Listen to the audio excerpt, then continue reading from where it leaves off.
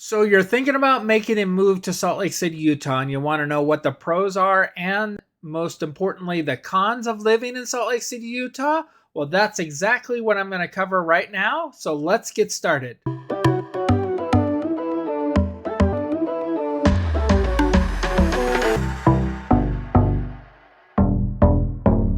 Welcome back, everybody. I'm Greg Spackman. I'm with the Living in Salt Lake City channel. So if you're looking to learn everything about what it's like to live here, eat here, sleep here, play here in the Salt Lake City area, then click the subscribe button so that you know exactly what's going to go on here. I do videos every week about all the different topics here in the Salt Lake City area. Pro number one of living in Salt Lake City, Utah is the amazing views of the mountains. We have the Wasatch Mountains and the Ochre Mountains, and the Ochre Mountains are also what we call the copper mines. So you're going to see those out to the west, and the Wasatch Mountains are going to be to the east. So it's going to make it really, really easy when you live here about which direction where anything is, because you can just look at the mountain ranges and know which way north and south is and east and west.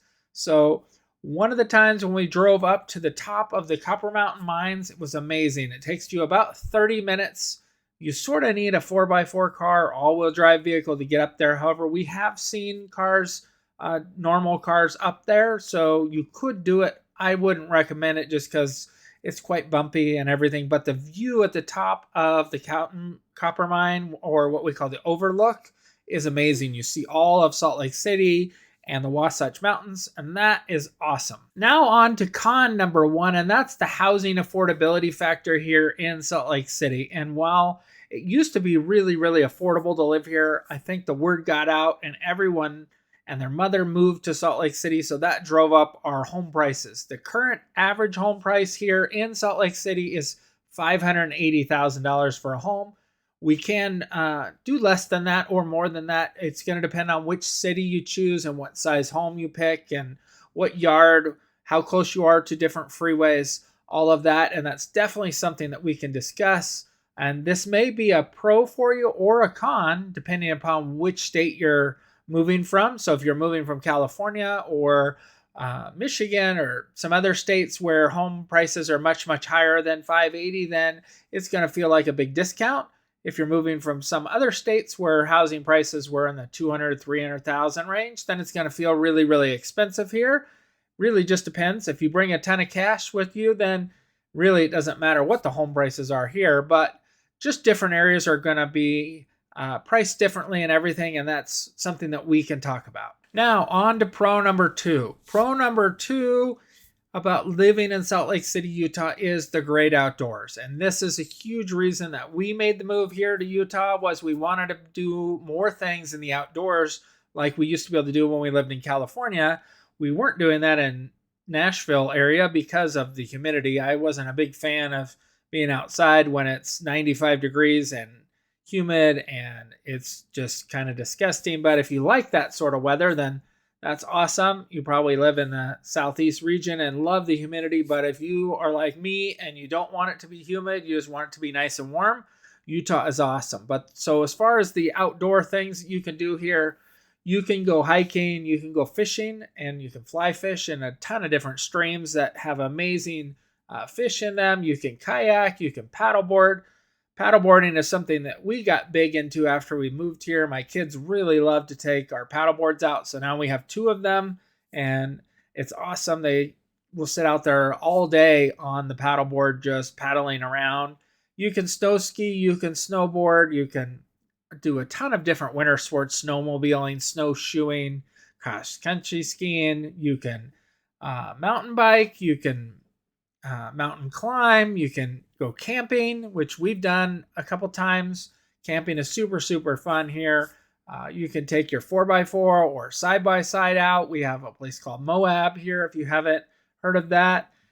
Pretty much anything that you want to do in the outdoors that doesn't require an ocean, you could do here in Utah. Con number two of living in Salt Lake City is there's no gambling and there's no lottery. So this is something that really didn't bother me at first. However, I keep seeing on the news all these huge lottery jackpots, $1 billion and stuff, and we don't have anywhere close really to go buy lottery tickets. We'd have to drive I believe, down to Mesquite, Arizona to buy tickets.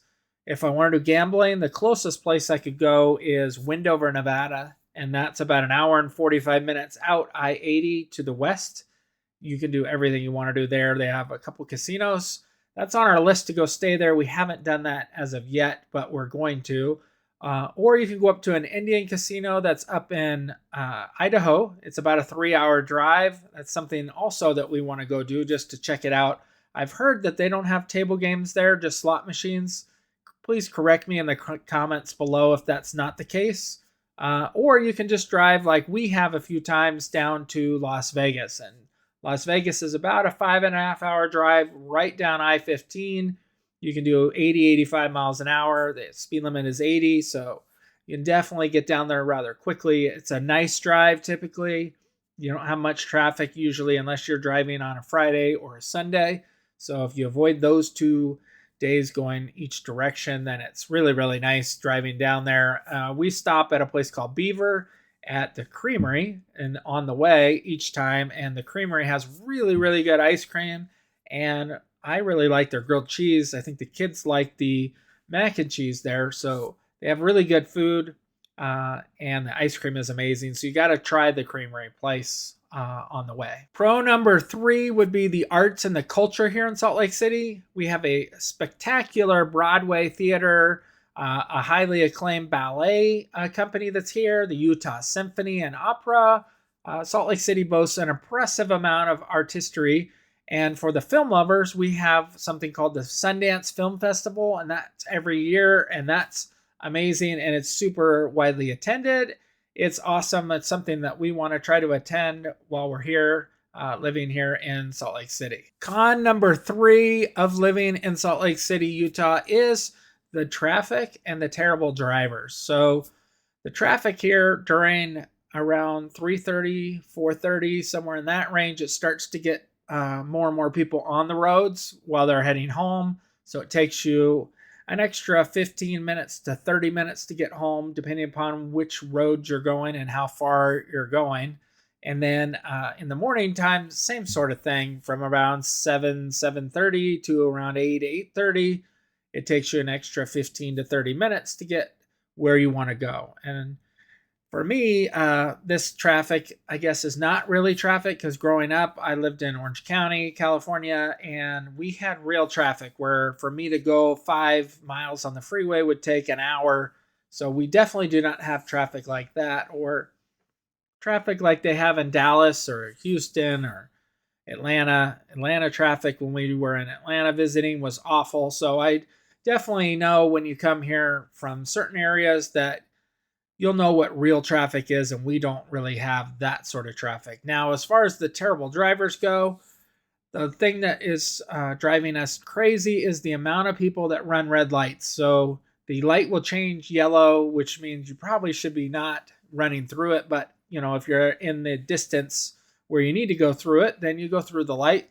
But here, people will wait, and you'll see 3, 4, 5, 6, sometimes up to 7 cars will go through the light when it's red. And some of them even go through it when it's blatantly red, where it was already red. They just run it anyways. And we see a lot of fender benders, I think, that happen from people running red lights here. Police officers, for whatever reason, don't seem to do anything about red lights. It'd be nice if they actually would start ticketing people for that. They probably could make a lot of money for the different cities for the red lights. The other thing you notice, drivers here, they drive really, really fast on the freeways. You'll have people doing over 100 all the time that you run into. And then the thing that drives me nuts is people will not signal, and they will just come into my lane. So I will be just cruising along, gonna get off the freeway or just in the whatever freeway lane that I'm in, and they'll just come into my lane. They don't even signal. They just come in like they own the lane, and I'm just supposed to deal with it. And that's not how it works.